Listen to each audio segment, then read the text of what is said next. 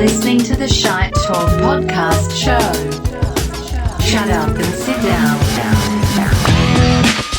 Welcome once again to the Shite Talk podcast show. Mark and Ken.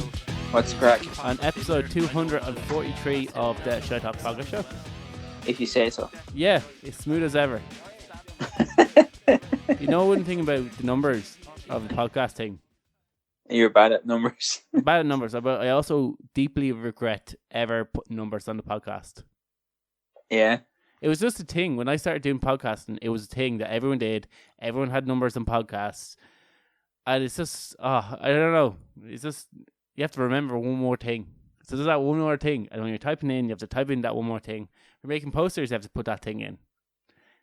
I also regret you having unique fucking titles. That's also a pain in the fucking hole.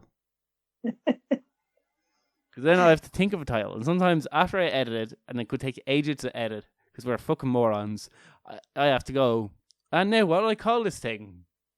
I'm going to call this thing... Stuff podcast show. It's a stuff podcast show.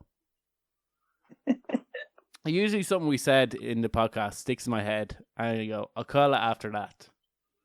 So I think the last episode was, I think one of them was Wild and Free, and I think we just didn't have any stories, and I was like, we're going wild and free, or something like that, and that's why it was called that. And that's the end of it now. Yeah, exactly. It's wild and free. And that's just the way it is. That's just the way it is. Anything strange before we get into the stories? Lots of strange. But let's not get into. Yeah, it'll take too long. Yeah, too long. This podcast is only an hour long. Do you know what? I'm kind of nervous about the stories this week, Ken. Why? And if you think about like what we've talked about in the past, like why I'd be like nervous talking about this, because usually when I go in, I'm like, oh, these stories are so good. These are deadly stories. The show is shite. I listen back to them like, you know, these are awful stories. They sounded good, but they're not great. So we have some great stories by the sounds of things. Like when you read through our stories, everything's interesting. And that makes me nervous because usually when I think that and I think, oh, this is going to be a great show, I turn around and go, that was shite. I listen back and go, that was shocking. And it's the opposite. Like when we record a podcast, I'm like, Jesus, I do not even want to listen to this back to edit it. Like I'm not looking forward to even editing this. I listen back and I'm like, oh, actually, we're not bad at this podcasting thing. Those guys, we're kind of good. We know what we're doing. We're not that bad. Those Russian trolls know where is that.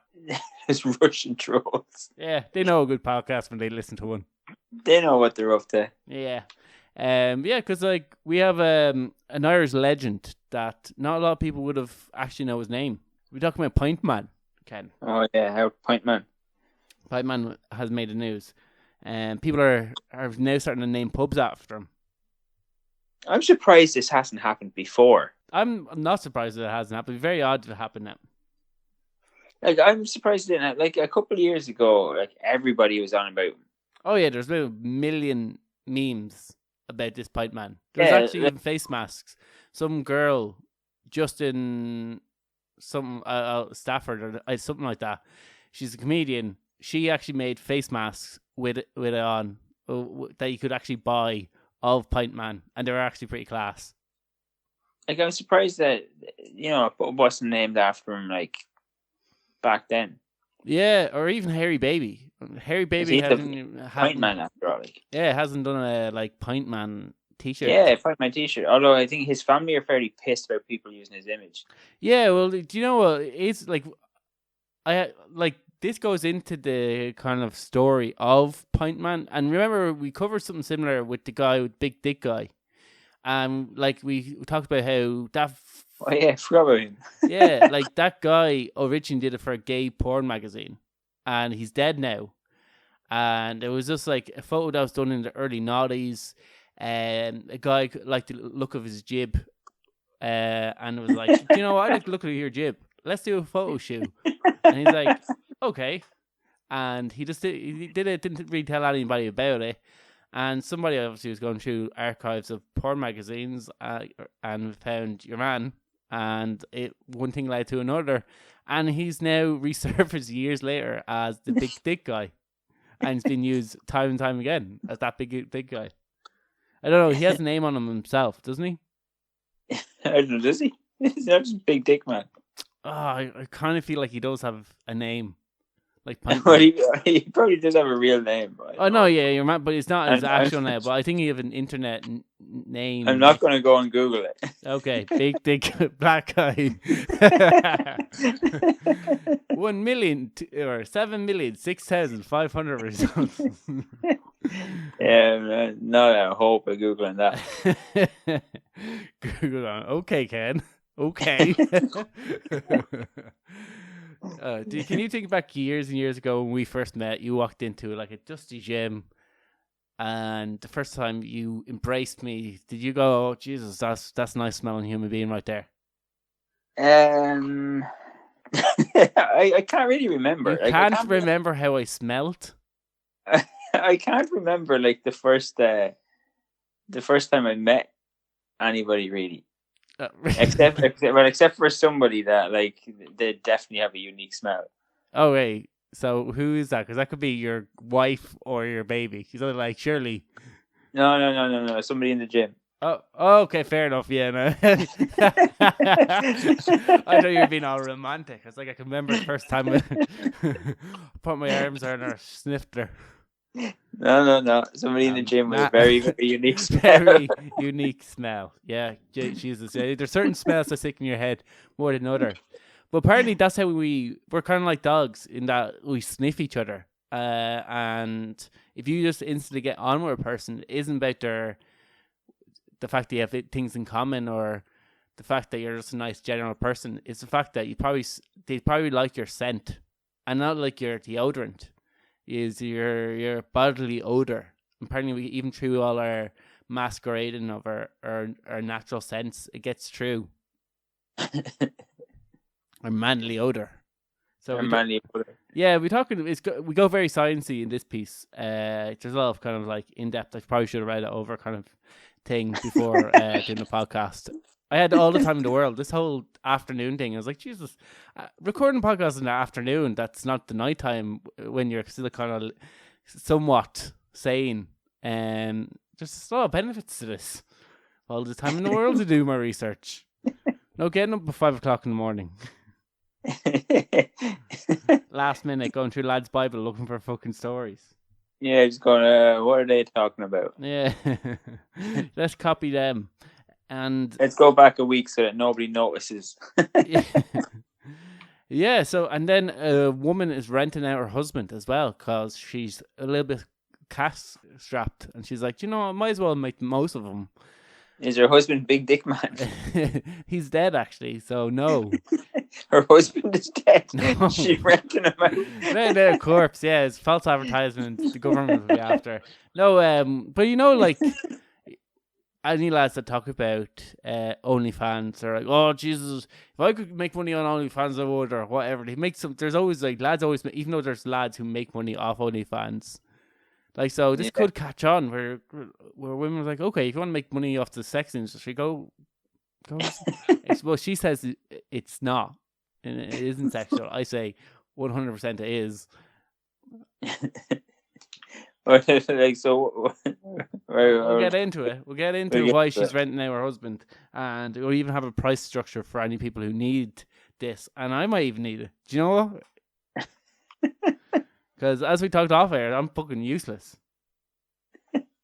Anyway, idiots of the week are Machine Gun Kelly and a man who moves to Canada. Ken, who wants to go to Canada? Like, who wants to go to Canada? Who would meet a girl and fall instantly in love and say, I am moving to that person's country and I'm going to live happy ever? Other than the person who last week got catfished. He did that and he moved to some other country. We'll talk about that as well. You have a story as well. Did he? Yes, he did, Ken. Oh, I know a guy who, well, he didn't move country, but he moved county. I moved county, Ken. County, that's nothing. That's supposed to be a little bit civil. Probably sued them for work. How far? Kerry to Kildare. Kerry to that's a fair spin. Jesus. Yeah, I knew a couple who dated from Cork to Kildare, and he would travel up. Yeah, he'd travel up. Now Kerry's harder to get to. Cork's about 2.5 hours, but Kerry's about 3.5. That extra hour in the car, shucking diesel. Listen to your own thoughts. But yeah, he was a nice lad as well. The guy came up, could have done a lot better. Let's hope this podcast doesn't really get out. People who actually know me are going to be like, that prick. But like, people have to realize if I've talked to you, if you tell me anything, it's going to be on my podcast. My family know this. My friends are slowly copping onto this. Yeah, you're saying how fair that it's slowly. My work colleagues don't even know about it, so like I can just talk about them all I want. Your girlfriend secretly listens. I think she does secretly listen. If what I've seen on in the airport, I did also see her try to quickly exit out of it, but like you can't accidentally click into a podcast. It's very hard unless you're really dumb. Oh, Mark, you just got yourself into a fucking even bigger hole. Well, if she does listen, if she listens, then she has to keep her to herself that she's pissed off at me. But if she does listen, she'll never know. I do this to a lot of people. I'll secretly say stuff and say, "Oh, wonder if they'll." So you're like, "Fuck you." Somebody with a certain cardigan. He doesn't listen, but he has like a person telling people. He's a great promoter. He was telling people in the gym that we have a podcast as well. They're like, "Oh, why you didn't tell us?" It's like, "What? Am I meant to like announce it? I have a podcast. Please listen." Yes, and genital warts. Not in that order. Not in that order. No. I don't know if I have the podcast. I don't invite you to.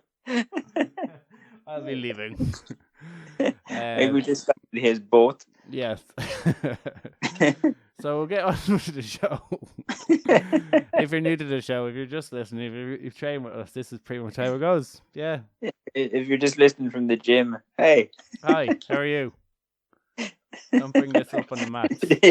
Don't bring this up in training. What happens on the podcast stays on the podcast. Well, it goes into the outer internet, but yeah, we don't bring it up. It's like a night out. Pretend like this podcast is a bad night out that you don't want to remember. That's how I describe this podcast. It's like a bad night out you don't want to remember.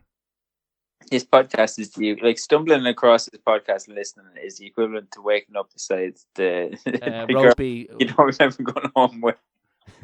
You're going to later sneak down the stairs and realise you actually live in this house. Yeah, this is your house. Yeah, that's the podcast equivalent of that. That's what you're getting yourself into. But we'll talk about Pint Man, or Paddy Losty, as he actually known. I'm surprised that name didn't catch on. That's a solid name, I think. That's like Paddy Losty sounds like some kind of a novel. I don't know what the novel's about. It could be a detective. It could be a sad story. It could be a murder mystery. It sounds like a pint man. It could be a pint man. But he's a legend around Ireland. He would regularly drink 30 pints a night, Ken. I think that's an exaggeration. Well, this was according to legend. So yeah, it could be like it's stories from around Dublin, and the legend has it, Ken, that in one night he drank 45 pints within 2 hours, and a pack of Crips. Do you know, I'm taking everything that I've read about him as 100% fact, and I'm going to display it to our listeners as such that this is fact. He did these things. And everything I've read about him is 100% real. For anybody who's not listening in Ireland, the easiest way to describe Paddy Losty is he's the Chuck Norris of Ireland. Well, yeah. Because you know there's all those like Chuck Norris facts. Well, I don't know. Maybe Pint Man got around the world. People know what we're talking about when we're talking about Pint Man. He kind of like he's very hard to describe. You know, Tenacious D. It's like the guitarist from Tenacious D had a stroke and is constipated. That's what he looks like. But he's in a suit and he's at a bar and he's holding a pint. He's in his like 50s. He had a stroke and he's constipated. Yeah, and he's in a suit. So he kind of looks like a lad from the countryside, even though he's from Dublin, and he just sits in the bar all day drinking. He's basically the Barney of The Simpsons, kind of what he is in real life. Now, sitting up supping pints, but he's not an alcoholic by any stretch. Even though, like we're talking about, like he'd regularly drink 30 pints when he went into a pub. He drank 45 pints in 2 hours. So he milled through the pints. He actually said that he wouldn't be fond of the old drink, but when he hits it awfully hard. That's like just some lad taking a piss. Do you think so? No, Ken. Ken, this is fact. We're taking this as fact, okay? That's a lad taking a piss. He found his photo there's this book called like The Pint Men of Dublin. He found his photo in it, and he just thought like he's the one that looks the most like fucking, like a lad who'd be supping pints all day. Well, he'd done a take the piss video out of it. Well, according to my research now, Ken, according to my research, he actually first surfaced in a book called the Four Green Fields that was basically of Dublin, Four Green Fields of Dublin, which is basically based off Irish characters found across the capital city, and he was named as Pint Man in this book, and this is how it kind of came to be. Now, that could have been the book you're talking about, and these lads were just made this as he drank 45 pints in 2 hours, which I do think is a bit of an exaggeration. But like we said, we're taking everything as fact. And this, if I read it, your man did it. And he'd regularly score 30 pints. Because I was just thinking, the cost of like 30 pints, like even if it was back in the 80s or something, like it was probably still $4 something for a pint. Like it would have been relative to whatever they were making, so like it would have been fuck all, but they were also making fuck all money. Yeah, but exactly, you were pissing away 30. I know he said he wouldn't be a regular drinker, but when he drank, he hit hard. But I kind of feel like even if the man is a legend, like made up legend, even if this guy doesn't exist, which I think he might. Oh, he did exist. Yeah, Pint Man was a thing. Yeah, the 45 pints. Even we all know lads like that who are I think almost every Irish town has a pint man. There's a pint man in the town, or at least there was. If you didn't die of alcohol failure, that could sit there and scull pints. I, for one, definitely am not that man. You definitely are not that man. No. I have 1 pint. I'm like, Jesus, the room's starting to spin now. Did you know anyone that was a savage pint drinker now? You go sit there and sup pints all day to beat the band. Not really pints. I don't really know many people that like would exclusively just drink pints. Yeah. See, the thing about pints, especially like when we talk about pints, are pints of Guinness. That's what a pint is in Ireland. So like this, like after about 3 or 4, like you'll be fed up with the drink. After that, you're kind of sick of it after a while. So like even if you're a really big Guinness drinker, if you drink 4 pints of Guinness, you're kind of like starts to have this twang. You leave a twang in your mouth. You're kind of like you're just drinking for the sake of drinking at that stage. So I wouldn't. Yeah, it's sick of them. Yeah, you're absolutely sick of them. Plus the fucking weight of them. Like Jesus Christ, drink 45 creamy pints. The creamiest of pints. Yeah, it'd be coming out like a fucking river. Jesus Christ. You won't be shiting for a while. You wouldn't want to fart after. Jesus Christ. Ever had a Guinness fart? Oh my God. It was the closest I've ever gotten sick after a fart. Guinness shites are the worst though. Yeah. It was just like, it was in the shower, after a shower as well, which I think farting after a shower, after drinking, is the worst thing in the world. Well, it's fairly okay when you wash yourself arseways. No, but when you just get out of the shower, and when the room's peak steam, and it just lingers there, some of the I think the moisture captures it and just sets it. So it sits in place, doesn't move too much, doesn't drift away, it just sits in the one place.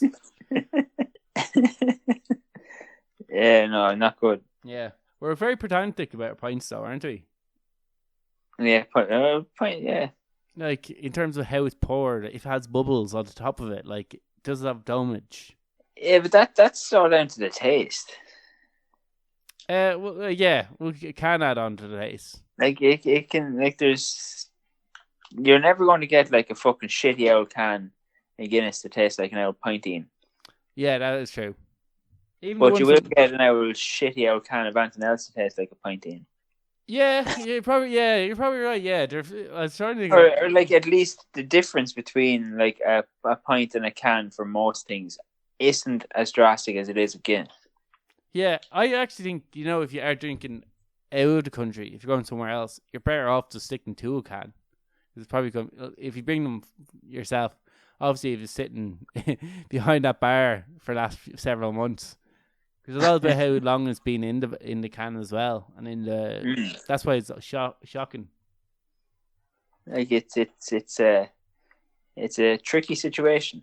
Yeah, well, like there's not really any other drink or spirit that fonder so much like obsessive detail about that drink that has to be poured a certain way and has to be less set. And like people can, like, as you drink it, you can go, oh, that's a bad point because there's no foam sticking to it, or the glass has to be immaculate and has to be poured a certain way, has to have the dome a certain way, the head has to be a certain thickness. Yeah, and then like there's so much weirdness around it as well. Like just recently, like I was talking to somebody about pints of Guinness, like, and they were saying that their brother like won't change the glass. Like if they go out for like a feed of pints, the brother will like get the first pint and then just be like, just throw another pint into that same glass. Don't clean the glass. Just throw another pint into it. That would make it taste worse. Yeah, he's like adamant that like that's the only way. He said the first pint tastes the worst, and then after that they're all like fantastic. I think he's just drinking too much and he's lost the taste in his head. Like, that is insane. He's definitely wrong. He's definitely That's what I was thinking. I was thinking like that is fucking disgusting. What that is. If I was drinking at home and I was on the cans, I get a different glass every time I go in. Oh yeah. Yeah. There'll be 4 or 5 glasses gone. Yeah, like that's. Or at least rinse it out, and then you have to dry it properly. And then you don't ever dry it properly. And then that's fucking gone to shy. So so that's pints anyway. We'll move on to smelling people. Ken, are you a smeller? I have a bad sense of smell. So that's probably why you can't remember people. You said, "Oh, I can't remember people." I can't remember when I met people because you probably like there could be something attached to memory and smell. So you might have a bad nose. That's what's causing you to forget people's faces. Yeah, terrible sense of smell. I love the smell of a good person. I love take a good old whiff in there as you go in to say hello to them. You go, oh, Jesus, that person smells like that's a nice smelling human being right there. It's a bit creepy, Mark. No, this is apparently Ken. Apparently it's not. Apparently you're weird. Where did this article come from? Fucking perverts.com. Marksright.ie. This one's on our own website. Yeah, but like it even says you might not agree with this, but science says you're attracted to body odor. It doesn't have a name. It's basically called body odor attraction, and it's basically you are attracted to a person both physically and through friendships by a person's smell. That's a bit strange now. Yeah, but like I said, this is not just about finding a partner, but even becoming best friends with somebody. one of the requirements that you'll probably have that you won't know about is that they have a very similar scent to you. And like we said before, this is doesn't mean like you both wear Lynx Africa. So you're like, Jesus, that person wears Lynx Africa. But do you ever not meet a person and their scent sticks out to you? Like it's definitely their deodorant at that stage, or their aftershave, and you're just like, you probably wear too much of it, and you're like, oh, now associate that smell with that person. I to be honest, I hate like fucking perfumes and stuff. Yeah, well, I do notice anytime I meet a person, I do take in a scent. Like I couldn't remember like, oh, that person smell. Like if someone goes, what does this person smell like? And they put up a line of fragrance. I wouldn't be like, oh, that's that person's fragrance kind of thing. But I do not consciously do it, but I do recognize that I do, like when I meet a person, I get smell off them. There's like in no way where I'm like in a creepy way. So you're going around sniffing everyone. Well, apparently we all sniff people. Apparently, allegedly. What you're doing now is you're just putting it out there so that when all the young ones see you sniffing them, you're just like, no, just trying to see. No. Oh, this is normal. You're weird. I'm normal. We can be friends. I like your smell. I like to smell, like the cut of her smell there. So they say, like, if you ever had the kind of feeling of where you and a person instantly became really good friends out of like nowhere, you're like, I can't believe I haven't known you all my life. I kind of feel like we get on so well. That's because I think there's like your chemical smell that you're letting off. This is a sciencey bit, is similar to theirs. And so this was all kind of like by scientists that are actually prophesizing that this is the case. But so they started to put the test, and they got 20 pairs of same-sex, non-romantic friends, half female, half male, and they put them in the room. They all start smelling each other. No, but they basically asked them, one of the criteria were that they instantly became friends, that they kind of had the sense from the first time they met each other that they would get on, and they couldn't put it down to one kind of thing. And so basically what they did then was use a machine, and is an electronic nose device that senses chemicals, compositions in odors. And it was basically able to, they basically got their t-shirts and took chemical samples off their t-shirts, and they matched up with their friend. And they were different then, obviously, with different pairs. And so that's realized that the friends had the same chemical compounds on their t-shirts, or similar enough. So they matched up. So what they then did, they're like, oh, that's really interesting that all these people had actual similar kind of thing on the smell thing machine. They got 17 people who didn't know each other. So they did the same thing where they took chemical compounds, and they got them to do this kind of activity where you weren't able to talk to each other. People who actually chemical odors matched up were more likely to get on than the ones that didn't. That's really weird. Yeah, it's really weird. So apparently, and they say, well, apparently what we do as we're greeting a person is we take a big old sniff in, and we do this subconsciously, apparently, or consciously in my part. But I'm constantly smelling and judging you. But did you ever have that with a person where he's kind of got on straight away? I don't really kind of tend to talk to new people. Yeah, I don't make. I'm not that social, Mark, in case you haven't noticed this. Yeah, like I don't really. Like if I start talking to somebody straight away, it's because I already know somebody that either knows them or related to them, or just like they keep talking to you. Yeah, yeah. I kind of like. I was kind of like that with one of my good friends from school. It was like it was like one of our first days in school. I think he was in my sister's class, and he came. He goes, "Oh, you're what's her face brother?" And I go, "Oh yeah." And we just ever since then we were friends. We had nothing in common. We had a lot in common that we didn't actually know about. But like, yeah, we kind of were friends straight off. So I wonder if me and him had our sweatiness smelt, would we have the same smell? Maybe. Yeah, it would also be interesting in terms of to do around at jiu-jitsu, because like we all sweat all over each other. I generally, because you always see cliques forming.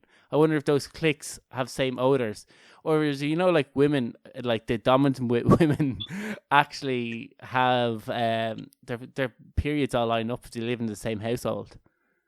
Yeah. I wonder if your chemical compound, if there's an alpha male person, if you're around, spend enough time around him, does your body start secreting the same odors of he does? Does the body change, or can it be changed? Like that's kind of the way that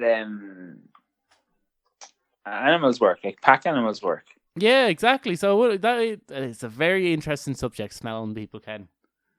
Yeah, it's a bit creepy too. It is also very creepy. Apparently, like in order to be friends, you have to have a very similar smell. So the chemical smell has to be similar. However, if you're looking to find a partner, generally you want a different smell. So people are attracted to people who smell different to them. I wonder why. I think it's not the whole incest thing. This is like our bodies not wanting to mate with people that are possibly related to us, so we're not attracted to that thing. And one of the reasons they said it was to do with having healthy immune systems. Because if a person smells differently, they might have come across different bacteria that their immune system has to deal with. If you mate, then your baby will have their immune system and your immune system clashed together to form a super baby, and that we're all just the offspring of super babies. Where are my superpowers? Yeah, like, can you? Yes, you wouldn't notice yourself when you get a whiff of someone. You don't constantly sniff them. You do get a whiff. As soon as you meet someone, you kind of get a whiff of them. Not like they're deodorant or something. You can kind of smell off them. Like I do just have a bad sense of smell. Oh, so yeah, you just don't smell. Everything smells like dust. Everything just smells like arse. Yeah, Jesus, what a horrible way to live. What does art smell like? Nothing. Arse. Jesus Christ. Yeah, I definitely would recognize the smell of a person, but not in a lineup or anything like that. But if I met a person, I'd notice their deodorant, kind of a thing. Not in a creepy way. # not a creep. So what you're saying is that you go around sniffing young ones. Every person I ever have met, like, it's normal. Stop judging me. It's okay. It's okay. Yeah. Listen to my podcast. Listen to my podcast. We talk about episode 244. We talk about why I just sniffed you. I give great explanations. All these stories that we do, in sort of like these really sciencey stories, they have to look up complicated words. I'm always like, I should have read this. I should have read the article. Yeah, I should have read it twice just before coming on, because definitely this is not what the article says. And I probably should just leave a link in the description. It's like Santa's list. Yeah, like Santa's list. Just check it twice. So what would you do if ADM wanted to rent you out, that other people could hire you? In what sort of a way? In sort of DIY.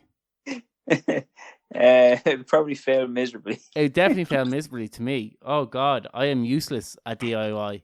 That's like, if it comes to like my DIY, my dad is savage. He can fix anything. My dad can't fix it. Can't be fixed. Probably not the case. But he's mad handy, and I think I have a theory that because he's so handy, I am completely useless. So you could say because he's so handy, you're handicapped. I am handyless. I think it's a nice way to put it again. The PG. I'm handyless. I wouldn't. I'm not allowed near a drill. Is that a real thing? I was given a TV that isn't hanging on my wall because I would not trust myself to hang a TV off the wall. To drill holes in the wall and then hope that thing stays up, and that's not going to happen. That's just fact. I have like my curtains. My sister put up my curtains for me. Oh Jesus! I am the worst, and then that it also kind of poo-poos my idea of that. Like, if your parents are good at something, you'd be bad, because all my sisters are way better at me than at DIY. This whole thing, like, men are good at DIY, is bollocks. So my sisters are like 10 times better than me at DIY. My engineering project, I shouldn't probably say this, but my engineering teacher pretty much made it for me. I got a C. He got a C. Should have done better. He got a C. Should have done better. He graded himself. Well, no, it's for the leaving, sir. That's why I said it. Probably shouldn't say it. Probably breaking a law there. Yeah, but yeah, I'm completely useless fixing anything. So that's what I was saying before. I could probably do with your man if I ever get a house. I probably could do with his services around my house, because I won't be doing anything.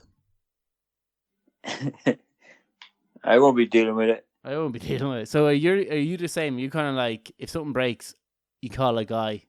Yeah, call a guy. You get a guy to do it. Get a guy to do it. Let him sweat around. Yeah, and it's good for the economy. That's why I always say pay somebody else to. So this works out for the economy. It's fine. Yeah, her husband, Laura Young, was listening to a podcast that was talking about this guy who would basically put together IKEA furniture for people. So his whole job, and I'm pretty sure IKEA has this service already. They have people out go around who are master builders, I think they call themselves, go around who will put together IKEA furniture for you. Do they? Yeah, I'm nearly certain. I know there's a company I know as go do for electronic products. They go in and like they put in they hang TVs for people, and they do other things like that because the people know they can't trust themselves. I was given mine, so I wonder if they would come around and do mine for me. Yeah, but like, so imagine IKEA. I'm nearly certain IKEA has that service. At least maybe I dreamt it. But anyway, they mustn't have, because that's what she heard this guy does. And basically, she kind of, like, her husband would have basically transformed her home. He had built a custom bed for them. Why would you go to that much effort? You can buy deadly beds that pop up, basically, and need absolutely no, like, you could just push in pins and you have a bed. Why would you build a custom-made bed? This guy loves slamming things into other things and made his own bed. He also fitted a kitchen and also dining table. He also is a dab hand at apparently gardening, tiling, carpentry, decorating, painting, pretty much anything you need, cleaning her pipes, anything you need. He'll do. He'll clean your missus' pipes. He'll mow the lawn. He'll shine the knobs. He'll do anything basically you want him to do. And the website is called Rent My Husband, or Rent My DIY Husband. Definitely women are like booking him, thinking this is definitely sex. Yeah, there's definitely. I am ordering a gigolo. I'm gonna ask him to play my pipes, and he's gonna come around in Villaref. We both know the dig. I'm getting sex.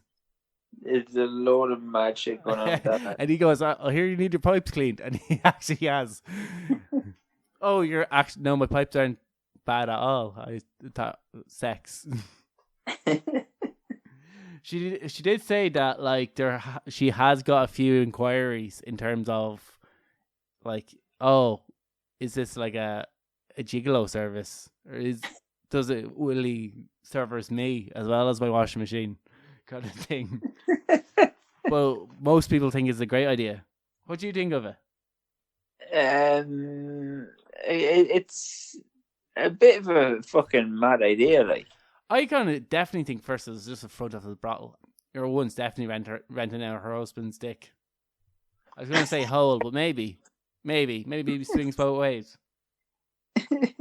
Sometimes you're the pitcher, sometimes you're the catcher. But like, you know, when like women are making money off OnlyFans, men DIY, go fix them. We really haven't changed. All this progressive stuff, equality. You have women making money off their looks on OnlyFans, and you have men fucking doing DIY shit around the house. Because apparently there's a load of men like us who are useless fucks and had their dads do everything for, aren't handy at all. Need someone's husband to come around, like stack shelves. Everything would break that went on them. I kind of felt like every man needed a toolbox and needed to be able to fix something. And you're meant to be able to do these things. This just comes to you as you get older. It's just not the case, is it? And the funny thing here is, like, I could build a shelf in a shop. You know, like when you go into a shop and you've got like like metal shelves. I could build one of them. I probably could build one. That's pushing something into something else. Yeah, like in work. If anything breaks in the machine, well, not anything. Certain things breaks on that machine, I can fix, no problem. Comes to fixing anything around the house, or I need to like paint. I went to art college. I made absolute bits of my room. They sent me away for 2 days, and they painted it for me. So they come back, we'll do this ourselves. They painted my room. They wouldn't let me near it. So Mark, you made fucking balls of that wall. They're half a day doing it as well. Yeah, I was like, I went to art college. I should be savage at painting. That's the problem is. Oh yeah, I'm too like wild with my strokes. They're too. Can't think of the word. Jester. It's too much jester.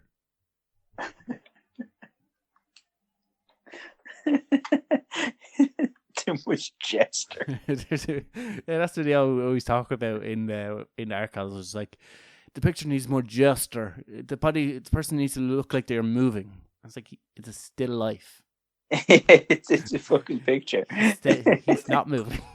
You want him to move? You get a fucking video camera. Yeah, and then, no, you're not. Apparently, Ken, you aren't allowed to draw from photographs, because then you can tell the person who's looking at it can tell it was a photograph.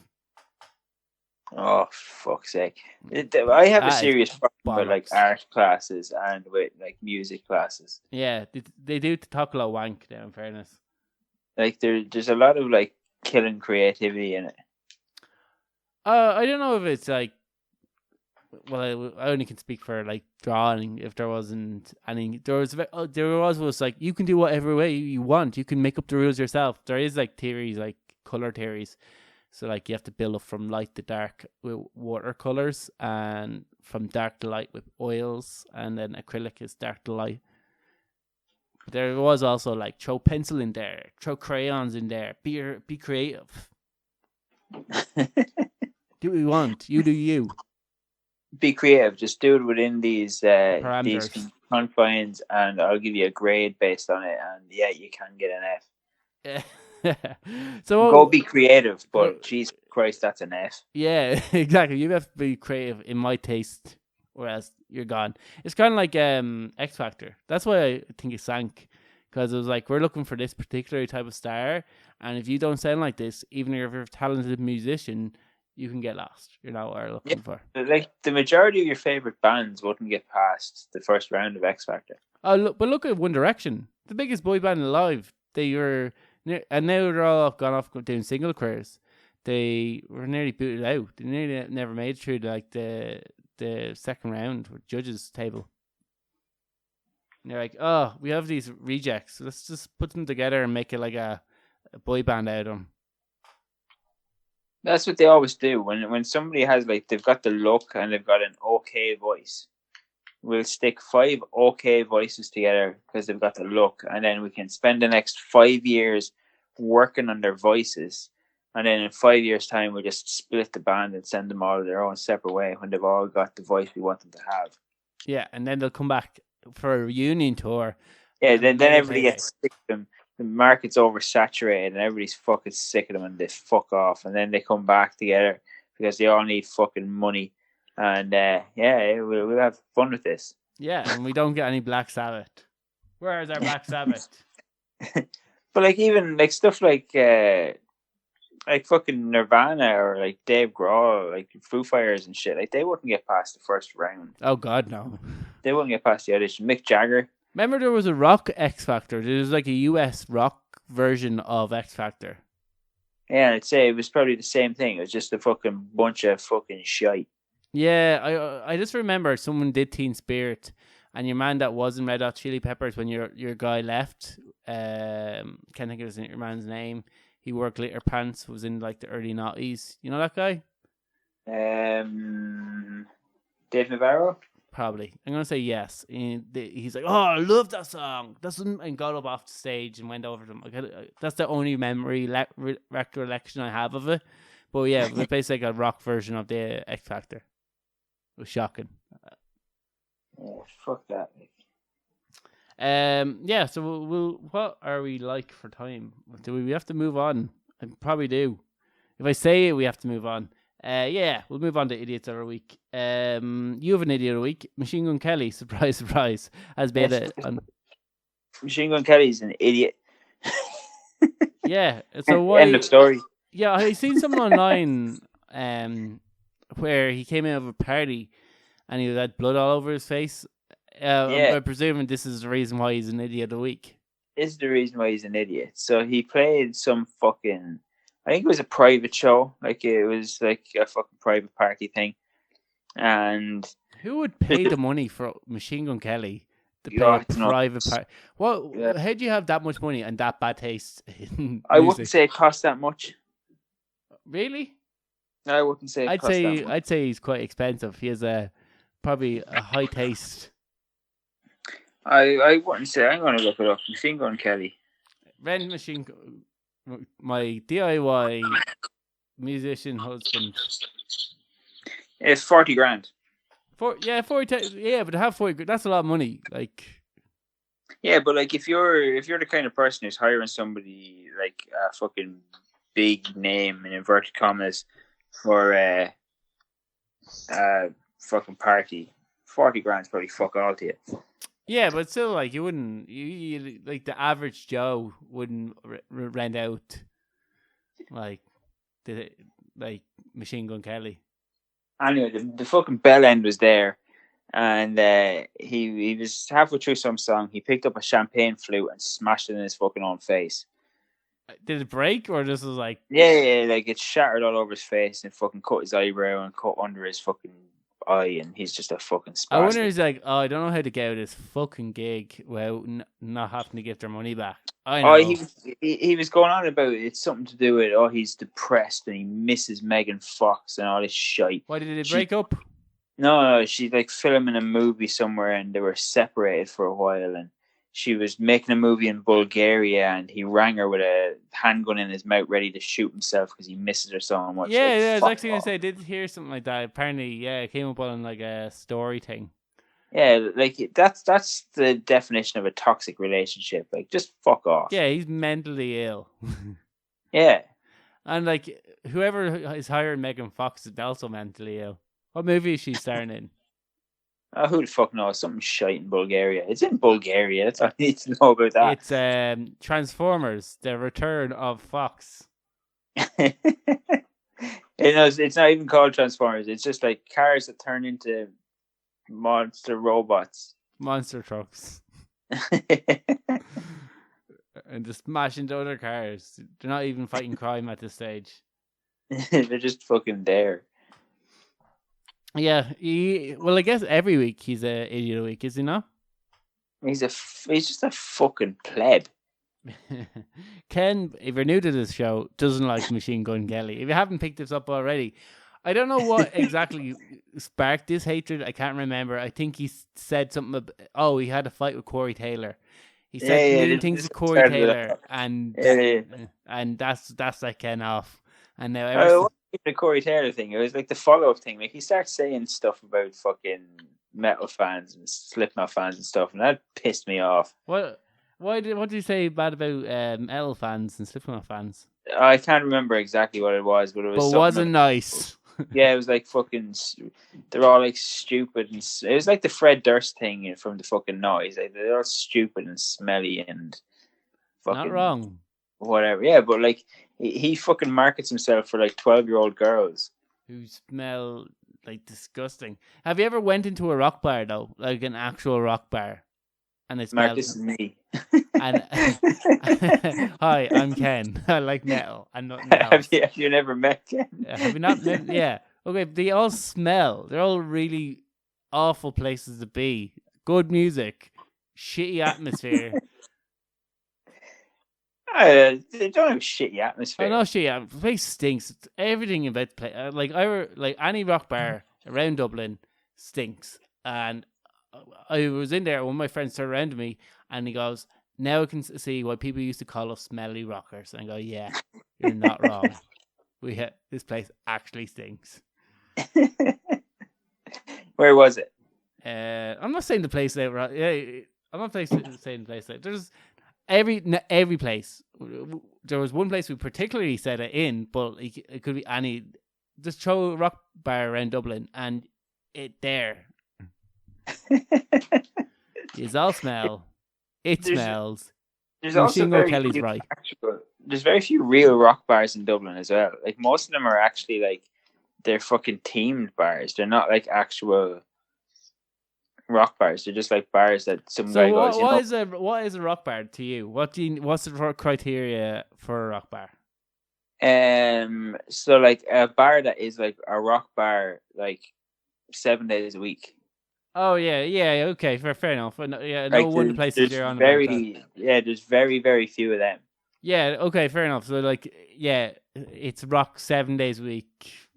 If you go like in a lot of them are like, oh, we do like fucking Wednesday night rock because fucking Wednesdays are quiet and like rock fans will generally drink at the drop of a hat. Yeah, well, one of the places I can think of was a Saturday. Like most people would drink Saturday. Yeah. But yeah, they kind of marketed themselves for that. I like some indie bars aren't bad. They're definitely not as bad as rock bars. Rock bars stink. As a general rule, they all stink. You know what really stinks? My attitude. Biker bars. I haven't been in a biker bar. We don't get a lot of them in Ireland. Biker bars are a bit of crack. Are they? Have you been in one in the States? There's a few around town. All right, I kind of you're a biker without the bike. I kind of feel like you need to get like a Harley or some sort of a bike. You have the cut of a person that like rides bikes. That's been said to me like twice this week. Yeah, because you have a mohawk, a handlebar mustache, probably. No, I've just got a beard now at the minute. All right, well, still, then you wear leathers and you're denim, leathers and denim. Who doesn't wear denim? Most people can. Most people. Most people do. No, other than jeans, maybe. Yeah, like jeans. Not as a jacket. I know it's come back in recently. That's just like a gig going jacket. All right, but still, you should wear it every day. It suits you. How's your biker look? Would you not think about getting a bike, or are you kind of scared of falling off it? So like there was always this thing. I wanted a bike like when I was younger, and there was always this thing with my ma where I couldn't have a bike for as long as I lived at home. Yeah, because like there's a good percentage of my cousins are bikers, and they're all like missing fucking toes or fingers or feet or something. Who needs them? Yeah, they're like, you know, half of them are dead then as well. So she was always like, "You're not allowed a bike," and then I moved out, and I had no money to buy a bike. Fair enough. So that's why you don't have a bike. Yeah, me and my friend were talking about a few years ago about getting our bike license and like not having our own little gang, but like going on like weekend rides together and going back roads and kind of just bring the bikes out, because like that I was mad for a bike when I was younger. I was so much watched American Chopper. It was all about the bike life, guys who drove across the world on bikes, And I was That's like, the bike life. I was sold. I wasn't getting a car. I was getting a bike. I was going to be a biker. All I wanted was a motorbike growing up, and my parents, like your ma, was like, "You're not getting a bike under no circumstances." My mom's logic was, "I don't mind you getting a bike if you join the guards and learn how to drive a motorbike in the guard driving school." But that was the only way I was ever going to get a bike. That if I became a guard, her logic was they'll give you really good training and you'll be able to drive the bike then, but only then. That's the exception. You have to become a guard if you want to ride a bike in this house, officer.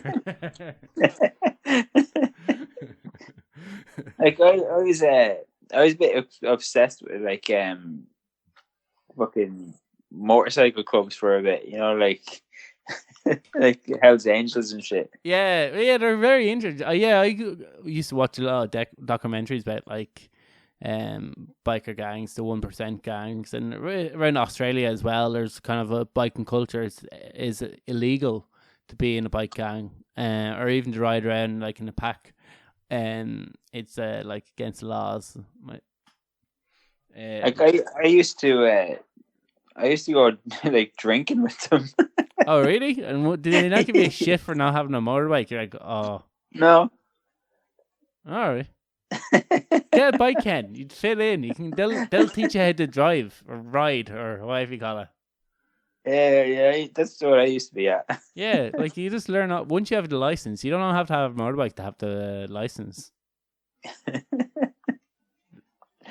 This is how I'm convinced my girlfriend to learn how to drive. I was like, just get the license. Get the professional license. You don't have to drive a car. You don't have to know how to drive a car. Just get the license. You just get a license. It's fine. And then you have a license. If you want to learn how to drive, you can learn how to drive. And I was like,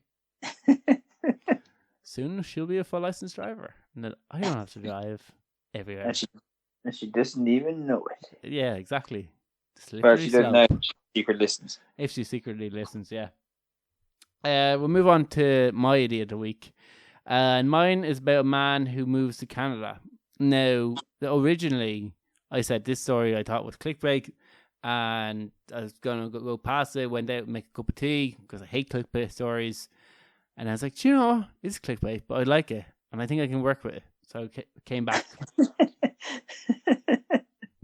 So your man is 23 years old, so he should have a bit more cop on, I think, and moved to an entirely new country of Canada from Michigan in America because of his girlfriend.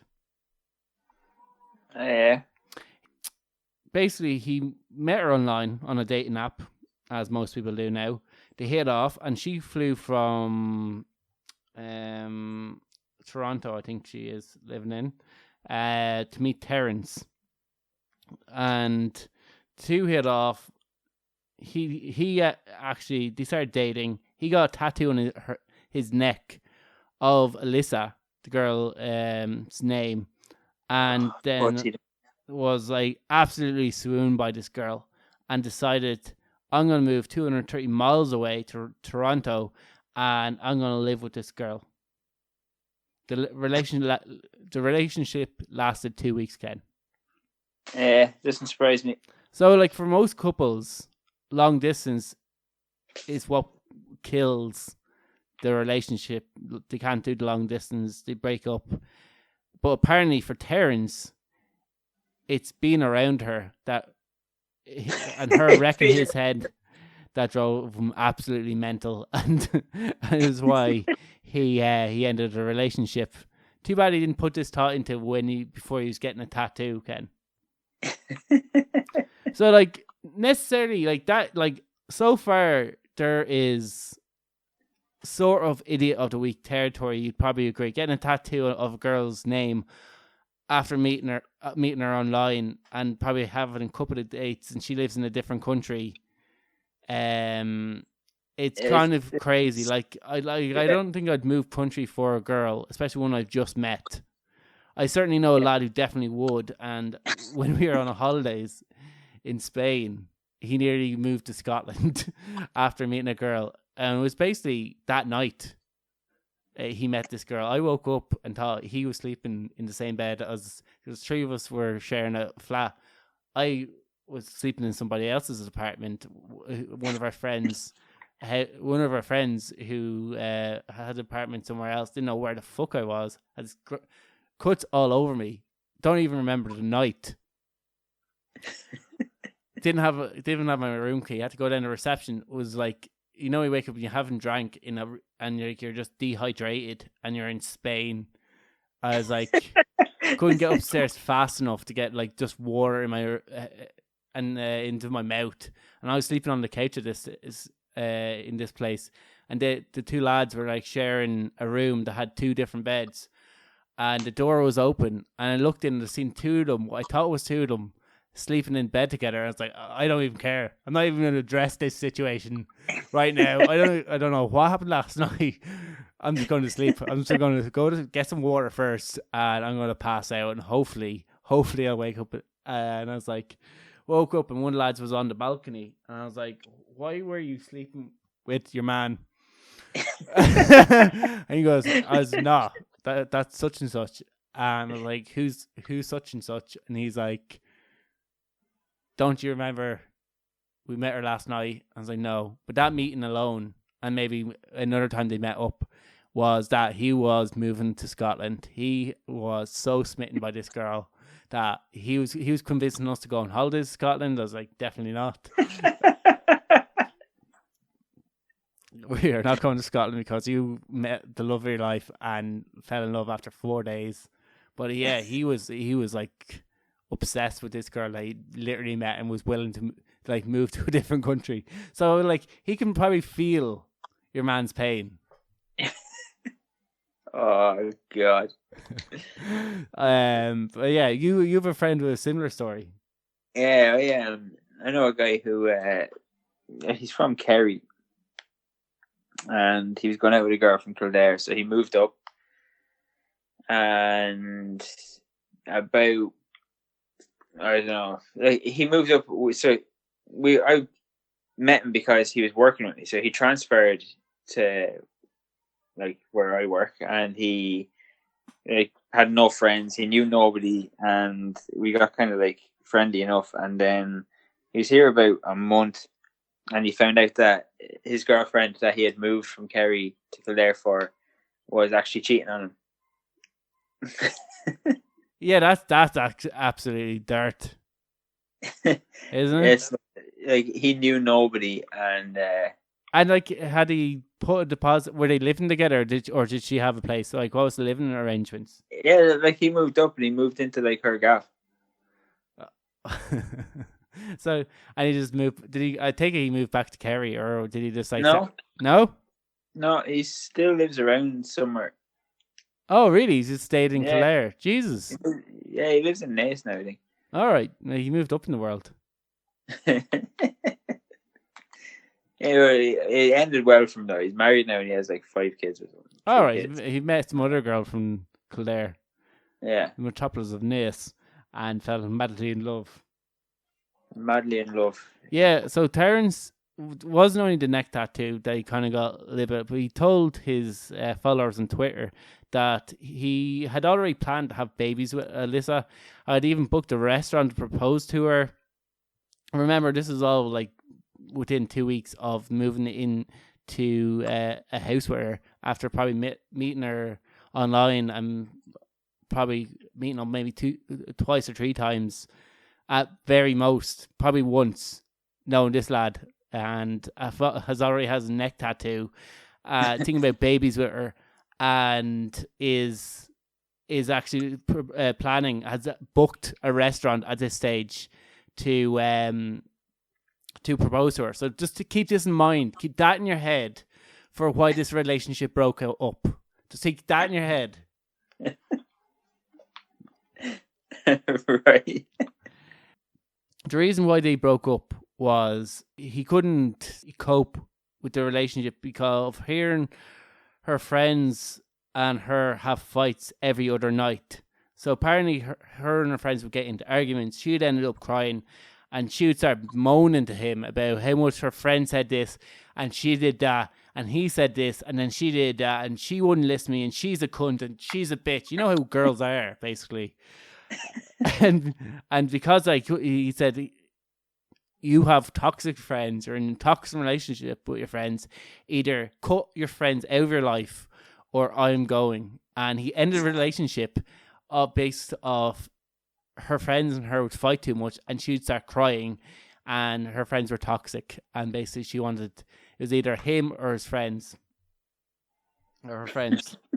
And shockingly, Ken, she wouldn't just abandon everybody she knew in her life and just be with your man. And he decided to leave. He decided to get himself out of the relationship. Well, there's no other way to go, really.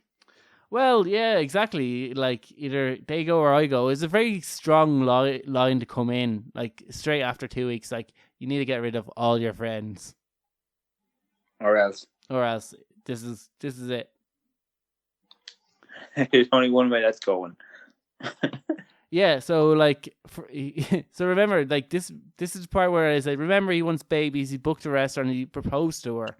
He had already planned that this is the girl he's going to spend his rest of his life with, right? He said it was all a bit too much for him. The crying this early on in the relationship was a bit too much, bit too soon, and he couldn't cope on it. Please just start crying when, like, you know, after we had kids and you realize your life is already a mess. Then you can cry. But just after I moved in, yeah, stop crying, basically. The crying was too much for him and it was a bit too soon. That's why he was ending a relationship. So he didn't think it was too soon to get a neck tattoo after just meeting the girl. No, that was a calm, rational, planned decision. It wasn't too soon to be planning babies with this girl and spend the rest of their life together. No, geez, that was 100% rational. He definitely knew the one. But the fact that she was showing weakness and emotion around her, oh God, really? This early? Are you serious? You need to calm down or else I'm out of here. I'm out after a stoic bitch. Yeah, that's a bit fucking mad, like. He said, I hadn't even been there a month, and if it didn't want to cut them off, then I was going to leave. He then said, I was trying to find a line where he's basically saying this, where he's basically saying that it was just a bit too early. I had it written down somewhere, and I kept reading over the same thing, then realizing I was reading over the same thing.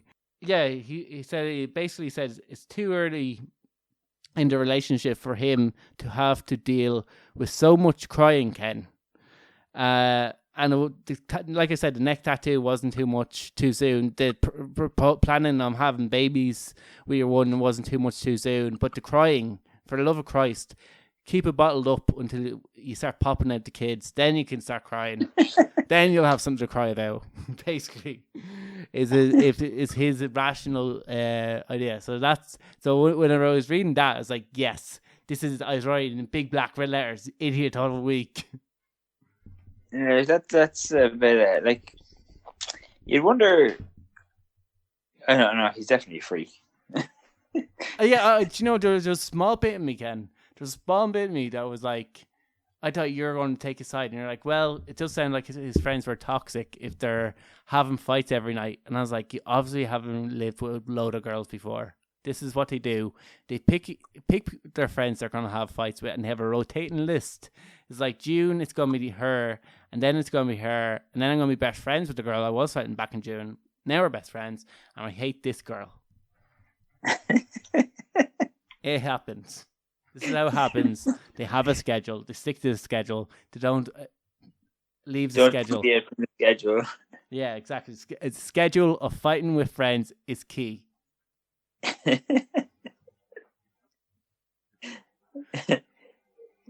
Yeah, so like I just thought it was mad that he was like already all in. I guess I shouldn't be too surprised. I do know people, and you know people that went all in so quick. Yeah, there you go. Yeah. Now we all know someone, and now it's going to be brought up in training. Oops. Well, other people in the gym won't know. Actually, will, because they probably heard him tell his catfish story, so they probably will know who it is, and they probably can't pick him out because he's a big blabbermouth himself. In fact, he told me He told me this story in the middle of the training. Yeah. So anyway, we'll leave it there. I think we got to the hour mark. Be surprised if we didn't. Yeah, I think we did. Yeah, we got an hour and 10 minutes, Ken. I don't know if you can hear the absolute screaming baby in the background. I can. It's like nice ambience. You probably heard screaming dogs in my background. We live two very different lives, but also quite similar. You didn't wander off and just leave the baby to record a podcast crying. He is a responsible dad. Sometimes. Well, you know what? The good thing about your child is she'll say dad before mom. Yeah. Well, that might necessarily be a good thing. Well, yeah. Well, she don't know. It's an easier sound. Because my sister's child can say it said elephant, Ken. He say elephant. Yeah, he didn't ever say it again. He said that one time and can't say ma'am. He said elephant. So she's happy about that one. Yeah, well, yeah, he says nana, but he won't say mama. So, yeah, he gets his N and M's mixed up. So at least you have that to look forward. What? You should be really pissed when he starts saying Mark. Well, yeah, that would really piss her off. I was trying to get him to say Linda. That would just that would push her up. I think that would push her over the edge. That's why I was like, I get him to say Linda. So you better not. You better not, or he's in serious trouble. Get him to say everybody else. I was like, also my eldest sister is like Emma. I was like, you might be able to say Emma, and then from Emma we'll get to Linda. And she's like, fuck you. Fuck you, baby, as well. But at least you have that to look for. You can rub that into Aideen's face. Like, yeah, prefers me.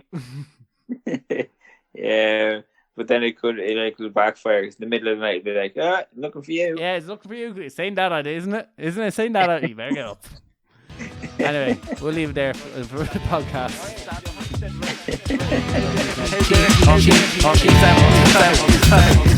No.